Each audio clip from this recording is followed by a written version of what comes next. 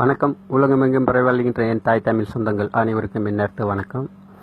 இப்போ நான் எதை பற்றி பேச போகிறேன் அப்படின்னு பார்த்தீங்கன்னா, இப்போ பிஜேபியினுடைய மத்திய அமைச்சர் திரு பொன் ராதாகிருஷ்ணன் அவர் சொல்லியிருக்காரு, தமிழகத்தில் இல்லை இந்தியாவில் எங்கே எந்த கலவரம் வெடிக்க போகுது, தமிழகத்தில் இந்தியாவிலையா எங்கே மத கலவரமா ஜாதி கலவரமா எங்கெங்க வெடிக்க போகுது, இதை பண்றதே நீங்க தானே. மத கலவரம் ஜாதி கலவரம் ஆர்எஸ்எஸ் பிஜேபி ஆர்எஸ்எஸ் ரெண்டு சேர்ந்து தானே இப்ப தமிழர்களை எப்படியோ பிரிக்க பார்க்கணும் அப்படின்ட்டு சொல்லி இப்ப நீனு இந்த ராஜா தமிழிசை சவுந்தரராஜ் எல்லாத்தையும் மக்களை இந்து முஸ்லீம்களை அடிச்சுக்கிட்டு கொல்ல விடணும், ஜாதி கட்சியை நின்றுணும், எப்படியாவது ஆட்சியை கலைக்கணும், தமிழகத்தில் உள்ள ஆட்சியை கலைக்கணும், அந்த ஆட்சியை நம்ம கைப்பற்றணும் அப்படின்ட்டு எவ்வளோ முடிஞ்ச வரைக்கும் போராடி பார்க்குறீங்க. பின்வாசலா நீங்க எதுக்கு ஆட்சியை கலைக்க போறீங்க? உங்க ஆட்சி தானே நடக்குது.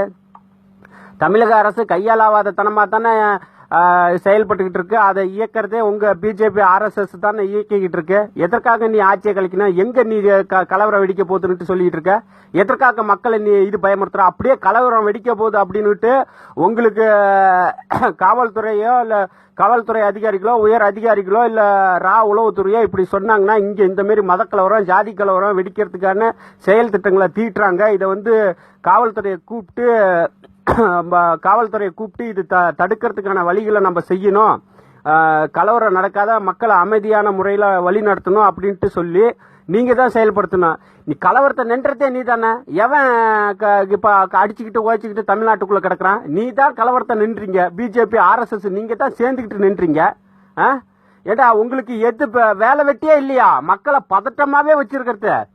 ஹிட்லர் சொல்லிட்டு போயிட்டான், மக்களை எப்பயும் பதட்டமாவே வச்சிருக்குன்னுட்டு. அதை நீனும் மோடியும் தாண்டா ரெண்டு பேரும் சேர்ந்துக்கிட்டு தாண்டா செஞ்சுக்கிட்டு இருக்கீங்க.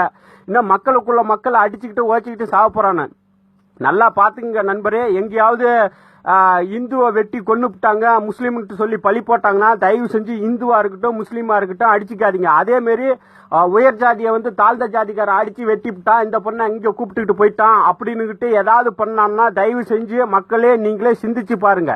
ஏன்னா இதை பண்ண போறது இவனு தான். இவன் எப்படி முன்கூட்டியே எல்லாமே சொல்றான்.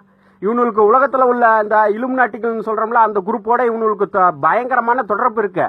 இப்ப போயிட்டு சந்திச்சுட்டு வந்துட்டாங்க. இப்ப இனிமேலுக்கு தமிழ்நாட்டிலேயே இல்ல இந்தியாவில மாபெரும் கலவரம் வெடிக்க போதாட்டுக்கு. தமிழகத்துல ஆட்சி மாற்றம் ஏற்படும் 6 மாதத்துல அப்படின்ட்டு ஏற்கனவே ஒரு தடவை சொன்னா. அதே மாதிரி ஜெயலலிதா செத்தா இப்ப இந்த மாதிரி பண்றானு. இப்ப இந்த மாதிரி சொல்லியிருக்காங்க. இது எப்பயா இருந்தாலும் வெடிக்க போகுது. மக்களே நீங்க உஷாரா இருங்க. சும்மா எப்ப பாரு மக்களை நெண்டிக்கிட்டு ஜனங்களை நெண்டிக்கிட்டு பொதுமக்களை ஏமாத்திக்கிட்டு அதுக்கு என்ன பண்றது? மக்கள் திருந்தாதான் இருக்கு. நல்லவன் யாரு கெட்டவன் யாருன்னு தெரியாது இருக்குல்ல. இன்னும் பண்ணுவான்னு இதுவும் பண்ணுவான்னு திருந்தி தொலைங்க. எப்ப பாரு ஏதாவது ஒரு கலவரம், ஒரு சண்டை, ஒரு வன்முறை, பஸ்ஸை கொளுத்துறது, தீ கொளுத்துறது, இதே வேலை தான் இந்த ஆர்எஸ்எஸ் பிஜேபி காரணங்களுக்கு. இந்த ஓபிஎஸ் இருக்கான, ஓபிஎஸ் கையாளாவாதவன் இந்த ஆர்எஸ்எஸ்க்கு ஊர்வலம் போறதுக்கு அனுமதி கொடுத்தான்னு, ஆயுதத்தை தூக்கிட்டு ஊர்வலம் போறதுக்கு அனுமதி கொடுத்தான்னு. இது மே 17 திருமுருகன் காந்தி மெரினாவில் மெழுகுவர்த்தி ஏற்றி அஞ்சலி செலுத்துறதுக்கு தமிழக அரசு ஆதரவு தெரிவிக்க இது அனுமதி கொடுக்கல. எப்படி பாத்துக்கங்க. ஏண்டா வன்முறை நின்றவனுக்குலாம் இந்த ஆட்சி அதிகாரி காவல்துறை இந்த அரசியல்வாதி எம்எல்ஏ எம்பி எல்லாமே அதிகாரம் கொடுக்குறீங்க. ஏண்டா மக்களுக்காக போராடுறவனுக்கு எதுவுமே கொடுக்க மாட்டேங்கிறீங்க.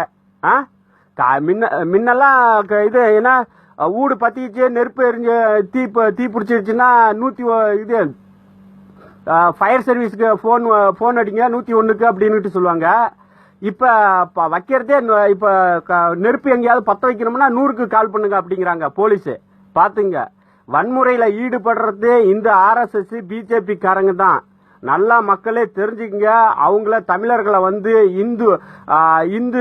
இந்து முஸ்லீம்களும் மோத விட்டு கிறிஸ்டினும் மோத விட்டு எப்படியாவது பழி தீர்க்கணும் அப்படின்ட்டு நினைச்சிட்டு இருக்காங்க.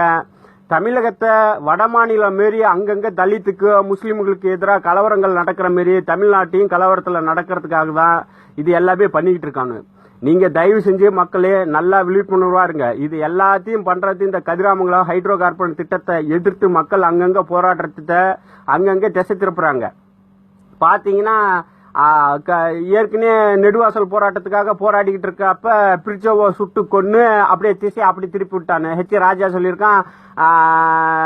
இது எங்க விடுதலை புலிகள் தான் சுட்டு கொன்னாங்க அப்படின்னுகிட்டு விடுதலை புலிகள் தான் சுட்டு கொண்டாங்க அப்படின்னு இருக்காங்க. பாத்துங்க, சிங்கள ராணுவம் சுட்டு கொண்டு விடுதலை புலிகள் மேல பழிய போட்டாங்க. இப்ப கதிராமங்கலத்துல போராடிட்டு இருக்கும் போது 13 தமிழர்கள் சிறைப்பிடிச்சு ஆந்திரா வச்சிருக்கு. இது எல்லாமே இந்திய அரசாங்கம் எல்லாமே சேர்ந்து தமிழனை வஞ்சிக்கிறதுக்காகத்தான். பக்கத்து மாநிலம் இருக்கிற கேரளா, ஆந்திரா, கர்நாடகா இந்த மாநிலங்கள்ல எல்லாமே அவங்களோட கண்ட்ரோல்ல தான் இருக்கு. இப்ப ஏதாவது ஒரு மாபெரும் போராட்டம் நம்ம முன்னெடுத்தோம்னா பக்கத்து மாநிலம் இருக்கிறவங்க நீ தண்ணி தராத, இல்ல நீ அவனை சிறைப்படுத்த, அங்க அடி உத அப்படின்ட்டு சொல்லி அவங்களோட ஆர்டர்கள்ல தான் செஞ்சுக்கிட்டு இருக்கு. மக்கள் உஷாரா இருங்க. இவங்களுக்கு எப்படி தெரியுது இங்க கலவரம் நடக்க போகுது, வெடிக்க போகுது அப்படின்னுகிட்டு? ஒண்ணு நீங்க அதுக்கு உண்டான முன்னெச்சரிக்கையில செய்யுங்களா. இவங்க கலவரம் நடத்த போறாங்க, அதை நடத்த போறாங்கன்னு நீங்க ஒண்ணு கைது பண்ணுங்க. முன்னாடி கலவரத்தை ஊக்குவிக்கிறதே, கலவரத்தை நின்றதே, கலவரம் செய்யறதே நீங்க தானே. பாத்துங்க, பிரியாணிக்கு ஆசைப்பட்டு இந்த வேலை எல்லாம் பண்ணிக்கிட்டு இருக்கானு. பிரியாணிக்கு எப்பா இந்த பிரியாணி செய்யறவங்க குரூப் எப்பா, என்னுடைய அன்பான வேண்டுகோள் என்னன்னா, இந்த முஸ்லிம்கள் பிரியாணி செய்யறவங்க முதல்ல பிரியாணி செஞ்சா அந்த பன்னாடா நாய்களுக்கு கலவரம் பண்றவங்களுக்கு கொடுத்து தொலைங்க. அவனை பிரியாணி தர மாட்டேங்கிறான்னு வெறுப்புல தான் இந்த பண்ணிக்கிட்டு இருக்கீங்களா? ஏண்டா கேட்டு வாங்குங்கடா. பெரிய தொல்லை பண்றானு இவனு. எப்ப பாரு ஏதாவது ஒரு பிரச்சனை கலவரத்தை நின்றுகிட்டே இருக்கானு. நீங்க திருந்தாதே திருந்த மாட்டீங்க. அடிச்சுக்கிட்டு ஓச்சிக்கிட்டு சாவதான் போறீங்க. அதான் இப்ப சொல்லிட்டான்ல பையில எல்லாமே அதுக்கு உண்டான வேலைகள் எல்லாமே முன்னாடி நின்றுகிட்டு இருக்கு, நடத்தி செஞ்சுக்கிட்டு இருக்காங்க. நீங்க இனிமேலுக்கு உஷாரா இருக்குங்க.